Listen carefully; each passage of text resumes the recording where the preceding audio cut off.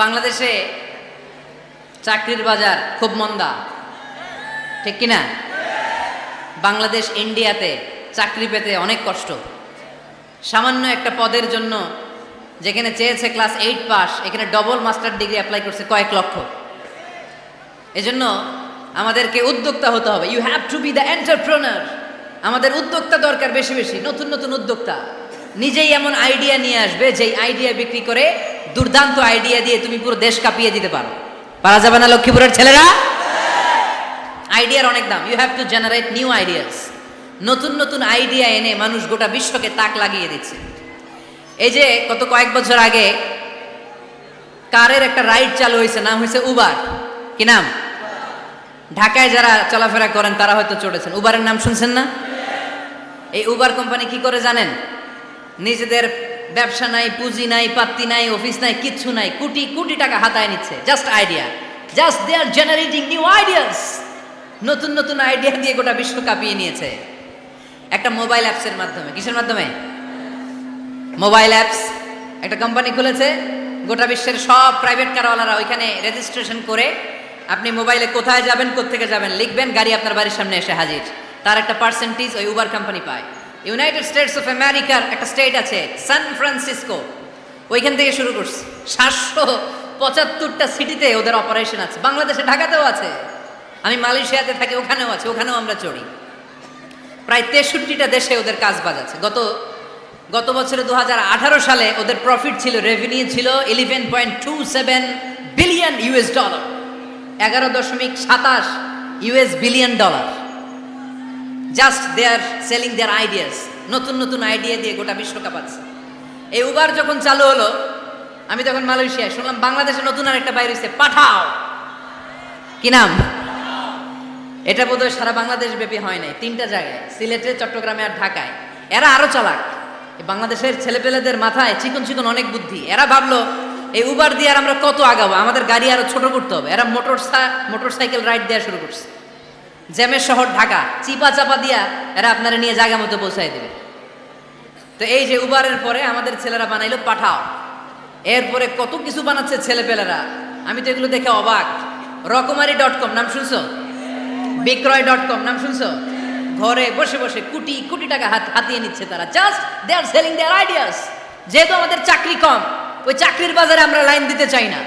আমাদের মেধাকে খাটিয়ে খাটিয়ে আমরা নতুন তরুণ উদ্যোক্তা বানাতে চাই। চিল্লায় বলো ঠিক কিনা? উদ্যোক্তা যত বাড়বে ততই দেশের কল্যাণ হবে। মানুষ তাদের আইডিয়াকে কাজে লাগিয়ে গোটা বিশ্বকে তাক লাগিয়ে দিচ্ছে। আমরা আমাদের সমতল ভূমিতে চাষ করতে চাই না। মালয়েশিয়াতে একটা এলাকা আছে ক্যামেরুন হাইল্যান্ড, ওরা পাহাড়ের মধ্যে চাষাবাদ করে গোটা মালয়েশিয়ার খাদ্যদ্রব্যের অভাবকে মুক্ত করে দিয়েছে। পাহাড়ের মধ্যে ওখানে ফুলের বাগান, ক্যামেরুন হাইল্যান্ড প্রায় 6000 ফিট উঁচু, প্রচন্ড ঠান্ডা।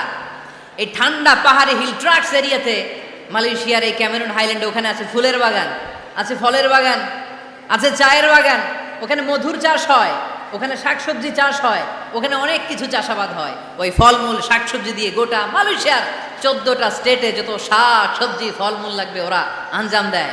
আর আমরা আমাদের সমতল ভূমিতে চাষ করতে চাই না। আমরা চাষাবাদকে খুব লজ্জা মনে করি। এটা ভুল আইডিয়া। আমাদের যে এলাকা যেই জিনিসের জন্য বিখ্যাত ওইটাকে আমাদের ব্র্যান্ডিং করতে হবে। লক্ষ্মীপুর কিসের জন্য বিখ্যাত? নারিকেল সুপারি। নারিকেল সুপারি যে পৃথিবীর কত মানুষ, ইন্দোনেশিয়ান লোকেরা মুড়ির মতো খায় নারিকেল আর সুপারি। তো এইটারে আমাদের ব্র্যান্ডিং করতে হবে। যেই দেশে যেটা আছে, যে এলাকা যেই পণ্যের জন্য বিখ্যাত ওইটা আমাদের ব্র্যান্ডিং করতে হবে। আমাদের আদমজির জুট মিল বন্ধ না? ভাওয়ানি জুট মিল বন্ধ। আমাদের পাট শিল্পকে ধ্বংস করে দিয়ে ইন্ডিয়া এখন ওই কটনের পাঞ্জাবি বানায়, জুট কটনের পাঞ্জাবি। আছে না নাই? পুরা বাংলাদেশের মার্কেট এই জুট কটনের পাঞ্জাবি দিয়ে সয়লাভ। আমাদের বাংলাদেশের পাট দিয়ে যদি আমরা মিহি পাঞ্জাবি বানাতে পারতাম, গোটা বিশ্ববাজারকে আমরা দখল করে নিতে পারতাম, ঠিক কিনা? এজন্য আমাদেরকে নতুন নতুন আইডিয়া জেনারেট করতে হবে।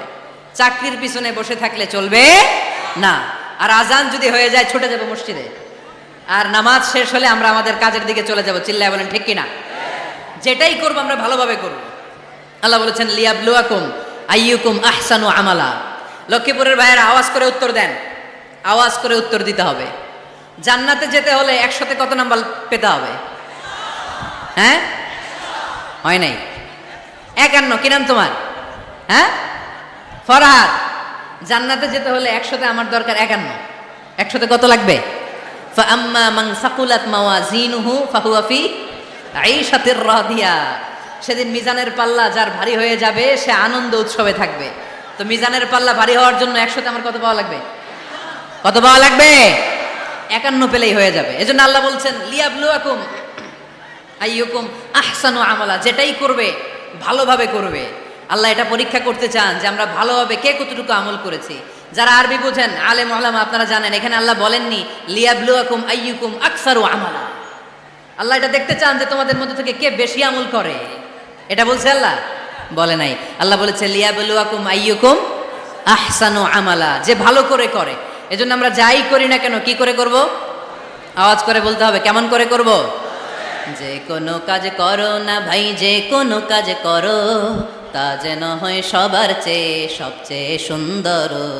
পড়েন, যে কোনো কাজ করো না ভাই, যে কোনো কাজ করো তা যেন হয় সবার চেয়ে সবচেয়ে সুন্দর। পড়েন, যে কোনো কাজ করো না ভাই, যে কোনো কাজ করো তা যেন হয় সবার চেয়ে সবচেয়ে সুন্দর। হোক না সেটা পড়া লেখা, রঙের ভাষায় ছবি আঁকা। পড়েন, হোক না সেটা পড়া লেখা, রঙের ভাষায় ছবি আঁকা। হোক না সেটা সামান্য কাজ কিংবা মহত্তর, তা যেন হয় সবার চেয়ে সবচেয়ে সুন্দর। যে কোনো কাজ করো না ভাই, যে কোনো কাজ করো তা যেন হয় সবার চেয়ে সবচেয়ে সুন্দর। চিৎকার করে বলেন ঠিক কিনা? আমরা যেটাই করি না কেন এটা ভালো করে করার দরকার আছে না নাই? ইসলাম আমাদেরকে এটাই শিখিয়েছে, কাজ করে খেতে হবে। কাজে লজ্জা নেই, লজ্জা হচ্ছে অলসতায়। লজ্জা কিসে? আজকের আলোচনা থেকে এটা মুখস্থ করে নিতে হবে। কাজে লজ্জা নেই। লক্ষ্মীপুরের ইয়াংস্টারেরা শ্রমে লজ্জা নেই, পরিশ্রমে লজ্জা নেই, লজ্জা অলসতায়। লজ্জা কিসে? আরো জোরে। নবীরা কি এমনি এমনি বসে বসে খাইছে?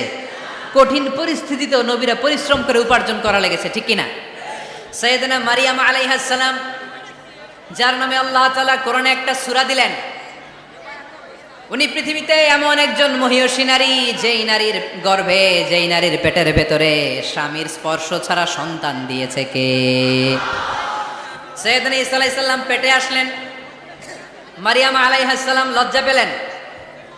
হায় হায়, কেমন করে এলাকাবাসীদের কাছে আমি আমার মুখ দেখাবো? বিয়ে করি নাই, স্বামী নাই, বিয়ে হয় নাই, স্বামী নাই, কিন্তু পেটে সন্তান চলে এসেছে। হায় হায়, এলাকায় কেমনে মুখ দেখাবো?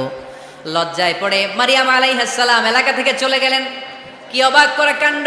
বাচ্চা ভূমিষ্ঠ হওয়ার জন্য, বড় হওয়ার জন্য 6 মাস 7 মাস লাগে নাই, পেটে বাচ্চা আসার সাথে সাথে বাচ্চাটারে বড় করে দিয়েছে কে? সাইয়েদাতুনা মারিয়াম আলাইহিস সালাম এবার বসে পড়লেন, বুঝতে আরম্ভ করলেন প্রেগন্যান্সির পেইন উঠেছে।